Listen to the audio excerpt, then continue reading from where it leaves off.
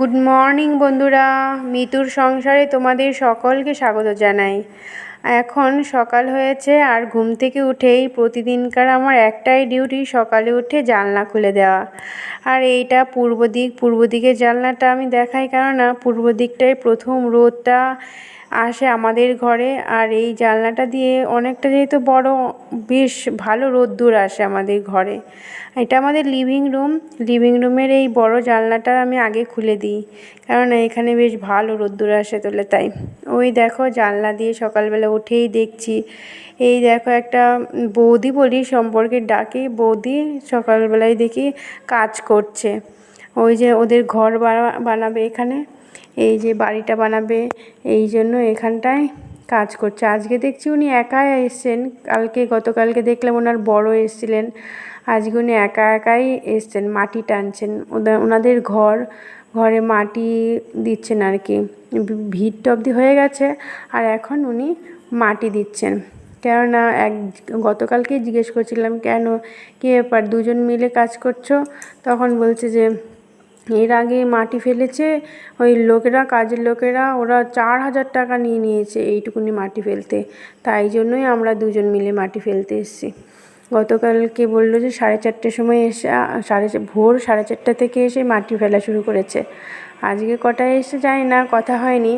আর এই দেখো উনি এসছে মাটি কোদাল দিয়ে মাটি কোপাতে এসছেন, উনি একাই এসছেন আজকে। উনি হয়তো ওনার হাজব্যান্ড হয়তো কাজে টাজে গেছেন আর কি। আর এটা হলো আমাদের বাড়ির চারপাশ পুরোটাই সবুজায় ভর্তি। এখানে আশেপাশে কোনো বাড়িঘর নেই। এই যে দেখতে পাচ্ছ এই আশ্রমটাও আগে ছিল না। এটা হলো একটা আশ্রম, তোমরা তো জানো না, আমি বলছি।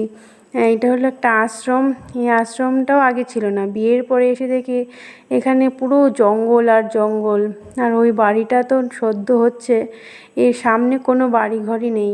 আছে একটু সামনের দিকে এগিয়ে যেতে হবে, তারপরে বাড়িঘর পেছনে আছে। আর ওই দেখো আরও সামনে গভীর জঙ্গলে পরিণত হচ্ছে, মানে অ্যামাজন ফরেস্টের মতো হয়ে যাচ্ছে দিনকে দিন, এত বড় হয়ে গেছে জঙ্গল। তারপরে আমি এসেছি নিচে এসে ওই পটলের শুক্তো হবে, পটলের ডোক ক্ষেত থেকে নিয়ে এসে পটলের ডোকটাকে কাটলাম। আর ওই যে ওলের ডাঁটা, এটা আমাদের ক্ষেতেরই, ওলের ডাঁটা দিয়ে কাঁঠালের আটি আলু দিয়ে তরকারি হবে মাছের। রুই মাছ নিয়ে এসেছিলো, রুই মাছের তরকারি হবে। কেননা রুই মাছ, আমি ভালো মাছ টাছ খাই না, একমাত্র খায় আমার মেয়ে আর আমার বর। শাশুড়ি অত ভালো খায় না মাছ, আর শ্বশুর। মেয়েও একবার খেলে দুবার খেতে চায় না, তাই ওদের জন্যই একটু মাছ রাখা আর কি। শ্বশুর ভালো খায় মাছ। আর আমাদের কাঠেই রান্না হয়। দেখো আমাদের বাড়িতে অনেক কাঠকুটো আছে বলে কিনতে হয় না, অনেক কাঠ নষ্ট হয় বলে বাড়ির কাঠেই রান্না হয়।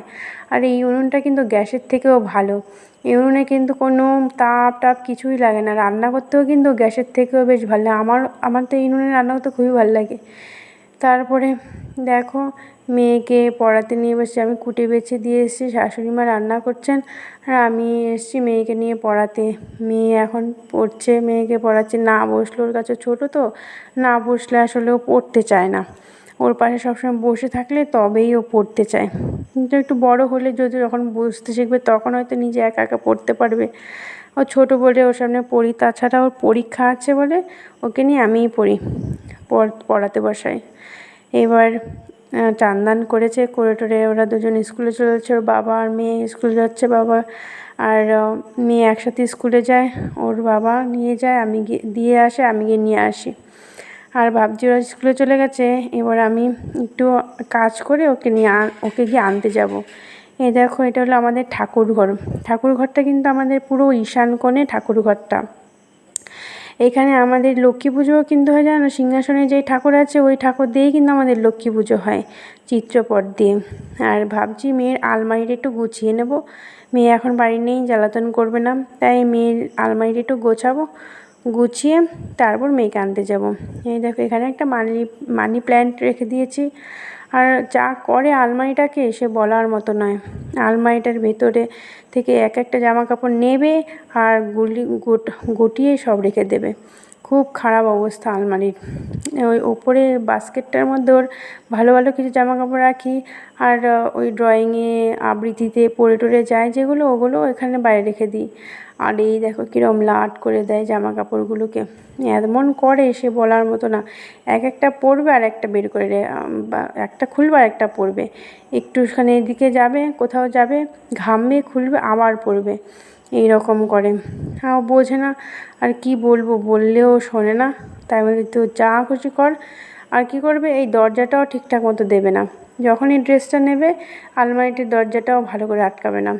কোনো দিন গিয়ে দেখবো পুরোটা ফাঁকা হয়ে আছে, কোনো দিন গিয়ে দেখবো হয়তো লাগিয়েছে, একটুখানি ফাঁকা হয়ে আছে, ওরকম কোনো নেই। এত বলি তারপরেও ও শুনতে চায় না। আসলে ওর বোধ বুদ্ধি না হওয়া পর্যন্ত ওরকমভাবেই জ্বালাবে। এই জন্যই ভালো করে ভাঁজ করিনি, কোনো রকম করে খুঁজে পাওয়ার মতো ভাঁজ করে দিয়েছি। এলোমেলো থাকলে তো খুঁজে পাওয়া যায় না। এবার আমি আনতে যাব, মেয়েকে রেডি হয়ে গেছিলাম, এই যে বেরিয়ে পড়েছি মেয়েকে আনার পথে।